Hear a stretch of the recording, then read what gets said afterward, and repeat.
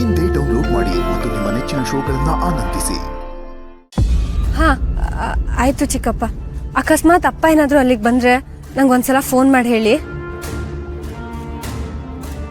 ಆಯ್ತಾಯ್ತು, ನೀವೇನು ಯೋಚನೆ ಮಾಡಬೇಡಿ. ನಿಮಗೆ ಗೊತ್ತಲ್ವಾ ಅಪ್ಪನ ಸ್ವಭಾವ. ಸರಿ, ನಾನು ಇಡ್ತೀನಿ.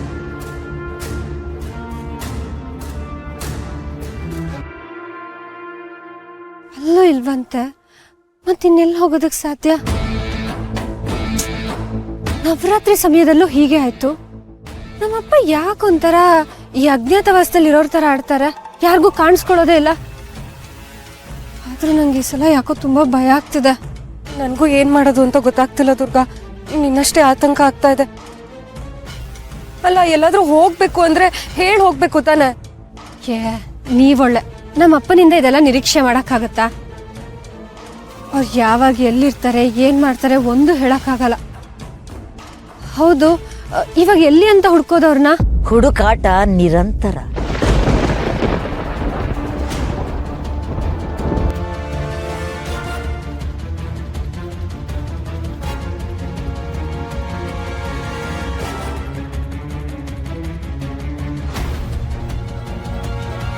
ಅರೆ ಅಜ್ಜಿ, ನೀವ್ ಇಲ್ಲೇನ್ ಮಾಡ್ತಿದ್ದೀರಾ? ಸರ್ವಾಂತರ್ಯಾಮಿಗೆ ಜಗತ್ತೇ ಮನೆ. ಏನಂದ್ರಿ? ನನಗೆ ಮನೆ ಇಲ್ಲ ಅಂದಮೇಲೆ ಜಗತ್ತೇ ನನಗೆ ಮನೆ ಅಲ್ವಾ? ನಾನು ಎಲ್ಲಿ ಬೇಕಾದ್ರೂ ಇರ್ತೀನಿ ಅಂದೆ. ಅದ್ನೇ ಜಬ್ಡು, ಯಾವಾಗ್ಲೋ ಎಲ್ಲೆಲ್ಲೋ ಬಂದ್ಬಿಡ್ತೀಯ, ಏನೇನೋ ಮಾತಾಡ್ತೀರಾ. ಅದನ್ನ ಕಷ್ಟಪಟ್ಟು ಅರ್ಥ ಮಾಡ್ಕೊಂಡು ಮರು ಪ್ರಶ್ನೆ ಮಾಡೋಷ್ಟ್ರಲ್ಲಿ ಮಾಯ ಆಗ್ಬಿಡ್ತೀರಾ. ಒಂಥರ ಮಾಯಾವಿನೇ. ಅದ್ ಸರಿ, ನೀವ್ ಇಲ್ಲೇನ್ ಮಾಡ್ತಿದ್ದೀರಾ?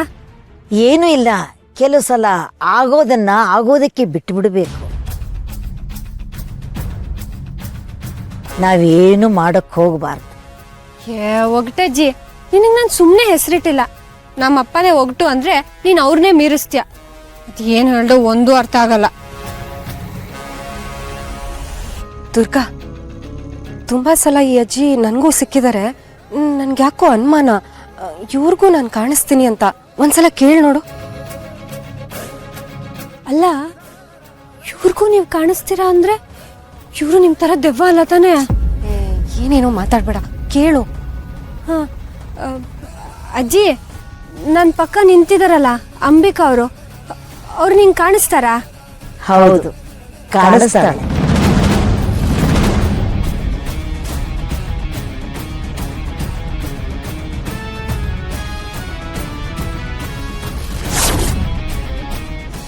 ನಾನು ಹೇಳಲಿಲ್ವಾ ದುರ್ಗಾ, ನನ್ಗೆ ಅವತ್ತೇ ಅನುಮಾನ ಇತ್ತು. ಅಜ್ಜಿ, ಇವ್ರು ನಿಂಗೆ ನಿಜವಾಗ್ಲೂ ಕಾಣಿಸ್ತಾರಾ? ಹೌದು, ನನಗೆಲ್ಲರೂ ಕಾಣಿಸ್ತಾರೆ. ಇರೋರು, ಇಲ್ಲದೆ ಇರೋರು, ಬಂದವರು, ಬರಬೇಕಾದವರು ಎಲ್ಲರೂ ನನಗೆ ಕಾಣಿಸ್ತಾರೆ. ಒಗಟಜ್ಜಿ, ಸ್ವಲ್ಪ ಸರಿಯಾಗಿ ಹೇಳು, ಇವ್ರು ನಿಂಗೆ ನಿಜವಾಗ್ಲೂ ಕಾಣಿಸ್ತಾರಾ? ಅಲ್ಲ ಮಗಳೇ, ನಿನಗೆ ಅವತ್ತೇ ಹೇಳಿದ್ದೆ, ಕಣ್ಣಿದ್ದವರಿಗೆ ಎದುರುಗಡೆ ಇರೋರು ಮಾತ್ರ ಕಾಣಿಸ್ತಾರೆ, ಕಣ್ಣಿಲ್ದೇ ಇದ್ದವರಿಗೆ ಜಗತ್ತೇ ಕಾಣುತ್ತೆ ಅಂತ. ಕಣ್ಣಿಲ್ದೇ ಇರೋಳಿಗೆ ನಾನೇನು ನೋಡೋಕೆ ಸಾಧ್ಯ? ಅಕಸ್ಮಾತ್ ನನಗೆ ಈ ಬ್ರಹ್ಮಾಂಡದ ಆಚೆಗಿರೋದೆಲ್ಲ ಕಾಣಿಸುತ್ತೆ ಅಂದ್ರೆ ನೀನು ನಂಬ್ತೀಯ? ಕ್ಷಮ್ಸು ಅಜ್ಜಿ, ನೀನು ನಂಗೆ ಪ್ರತಿ ಸಲ ಸಿಕ್ಕಾಗ್ಲೂ ನಿಂಗೆ ಕಣ್ ಕಾಣಲ್ಲ ಅನ್ನೋದು ನನ್ನ ಅರಿವಿಗೆ ಬರೋದಿಲ್ಲ. ಹೌದು, ಅದು ಹಾಗೇನೆ.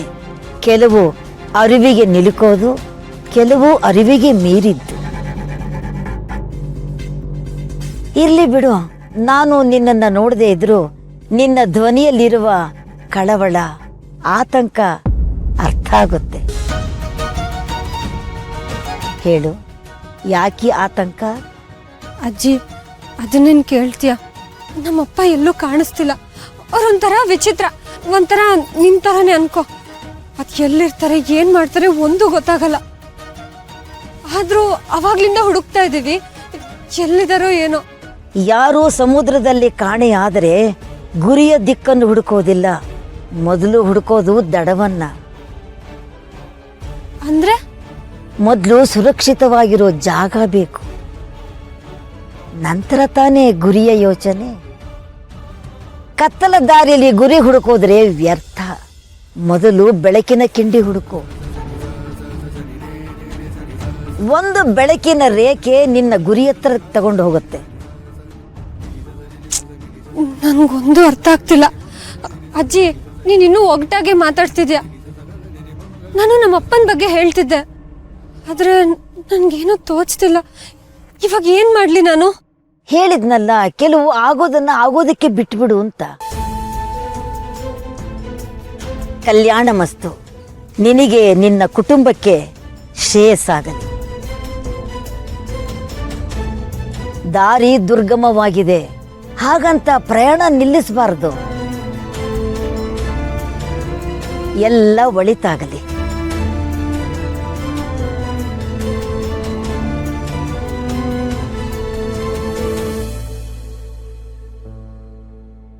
ಇವ್ರು ಏನ್ ಹೇಳಿದ್ರು? ನಿಮ್ಗೇನಾದ್ರೂ ಅರ್ಥ ಆಯ್ತಾ? ಇಲ್ಲ ದುರ್ಗಾ, ನನ್ಗೂ ಅರ್ಥ ಆಗ್ಲಿಲ್ಲ. ಆದ್ರೂ ನಾವು ನಮ್ ಹುಡ್ಕಾಟನ ನಿಲ್ಸೋದ್ ಬೇಡ. ಬಾ.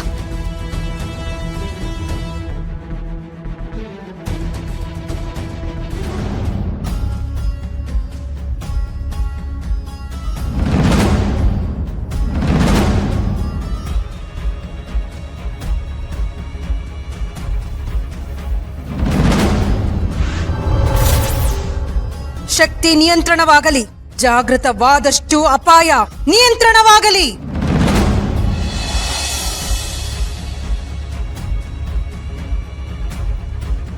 ಹಿತರಕ್ಷಣೆ ಮಾತ್ರ ಅಲ್ಲ, ಅವಳ ಶಕ್ತಿ ನಿಯಂತ್ರಣ ಕೂಡ ನಮ್ಮ ಹೊಣೆ.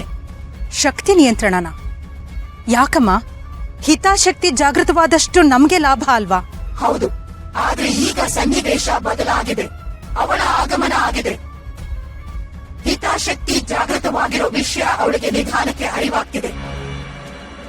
ಅವಳು ಕಾರ್ಯಮಗ್ನಳಾಗಕ್ಕೂ ಮೊದಲು ನಾವು ಹಿತಾಶಕ್ತಿಯನ್ನ ಅವಳ ಕಣ್ಣಿಂದ ಬಚ್ಚಿಡಬೇಕು. ಅರ್ಥ ಆಯ್ತು ಅಮ್ಮ. ಹಿತಾಶಕ್ತಿ ಅವಳ ಅರಿವಿಗೆ ಬಂದ್ರೆ ನಮಗಾಗ್ಬೇಕಾಗಿರೋ ಲಾಭ ಅವಳ ಪಾಲಾಗೋ ಸಾಧ್ಯತೆನೇ ಹೆಚ್ಚು. ಆದ್ರೆ ಇದೆಲ್ಲ ಇನ್ನು ಎಷ್ಟು ದಿನ ಅಮ್ಮ? ಅವಳ ಉಪಟಳ ಕಡಿಮೆ ಆಗೋವರೆಗೂ.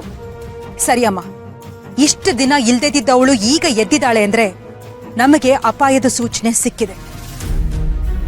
ನಾವೀಗ ಎಚ್ಚರ ವಹಿಸಲೇಬೇಕು.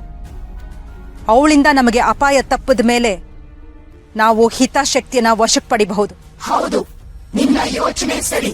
ಈಗ ಶಕ್ತಿ ನಿಯಂತ್ರಣದ ಬಗ್ಗೆ ಮಾತ್ರ ನಿನ್ನ ಗಮನ. ಅರ್ಥ ಆಯ್ತು ಅಮ್ಮ.